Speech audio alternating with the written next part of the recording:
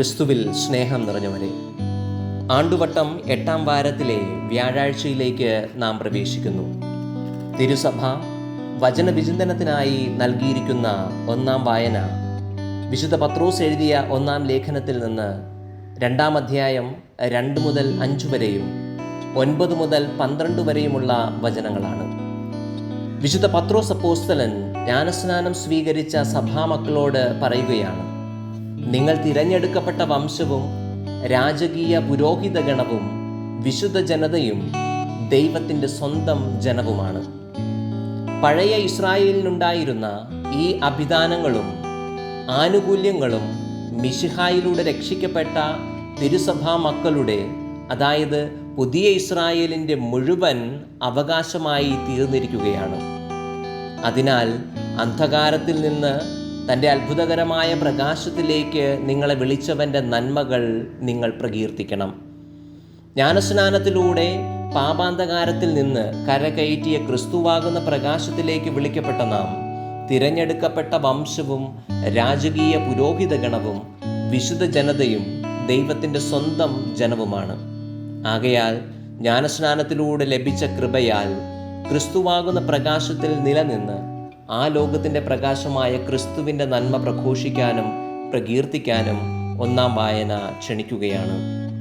തിരുസഭ സുവിശേഷ ധ്യാനത്തിനായി നൽകിയിരിക്കുന്ന വചനഭാഗം മർക്കോസിൻ്റെ വിശുദ്ധ സുവിശേഷം 10-ാം അധ്യായം 46 മുതൽ 52 വരെയുള്ള വാക്യങ്ങളാണ്. ഇവിടെ യേശു ബെർത്തിമേയൂസിന് കാഴ്ച നൽകുകയാണ്. ഈ വചനഭാഗം ബെർത്തിമേയൂസിന് കാഴ്ച കൊടുക്കുന്നത് മർക്കോസിൻ്റെ വിവരണത്തിൽ യേശുവിൻ്റെ അവസാന രോഗശാന്തിയും ജെറുസലേമിന് പുറത്തുള്ള യേശുവിൻ്റെ പരസ്യ ശുശ്രൂഷയുടെ പരിസമാപ്തിയുമാണ്.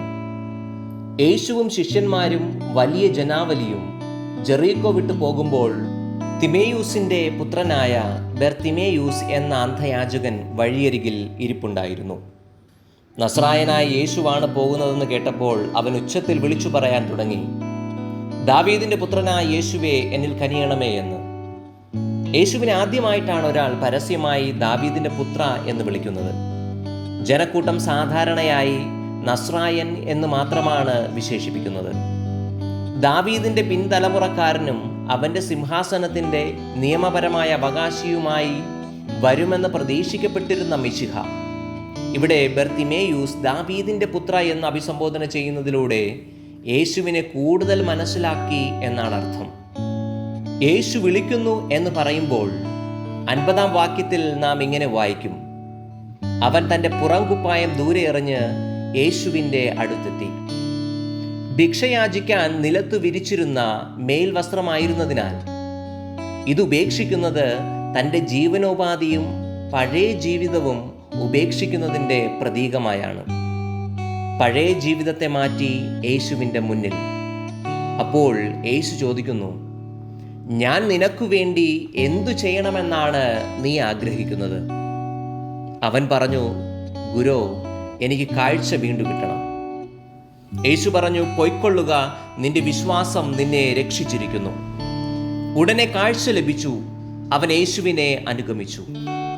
ഇവിടെ ശാരീരിക അന്ധത മാത്രമല്ല, രക്ഷിച്ചിരിക്കുന്നു എന്ന യേശുവിൻ്റെ വചനത്തിലൂടെ ആന്തരിക അന്ധത മാറുകയും സൗഖ്യം ലഭിക്കുകയും ചെയ്യുന്നു. ഇതിൻ്റെ തെളിവാണ് അവൻ യേശുവിനെ അനുഗമിച്ചു എന്നത്.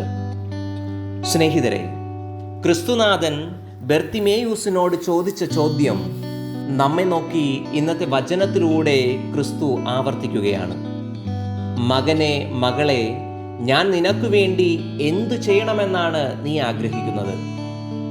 ഇന്നത്തെ വായനകളുടെ വെളിച്ചത്തിൽ വിശ്വാസത്തോടെ യേശുവിനോട് നമുക്ക് ചോദിക്കാം: കർത്താവേ, ജ്ഞാനസ്നാനത്തിലൂടെ ലോകത്തിൻ്റെ പ്രകാശമായ ക്രിസ്തുവിൻ്റെ ഭൗതിക ശരീരത്തിലെ അംഗമായ എൻ്റെ ആന്തരിക നയനങ്ങൾ തുറന്ന് ആത്മീയ അന്ധത മാറ്റണമേ എന്ന് യേശുവിനോട് വിശ്വാസത്തോടെ യാചിക്കാം.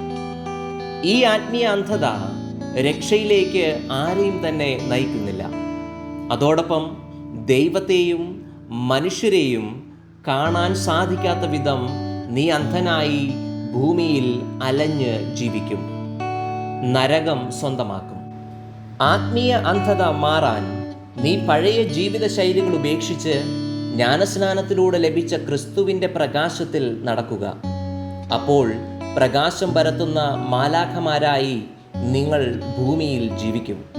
അവസാനം പ്രകാശത്തിൻ്റെ നാടായ സ്വർഗത്തിൽ നിത്യപ്രകാശമായ ക്രിസ്തുവിനോടൊപ്പം വസിക്കുകയും ചെയ്യും. ദൈവം നിങ്ങളെ അനുഗ്രഹിക്കട്ടെ.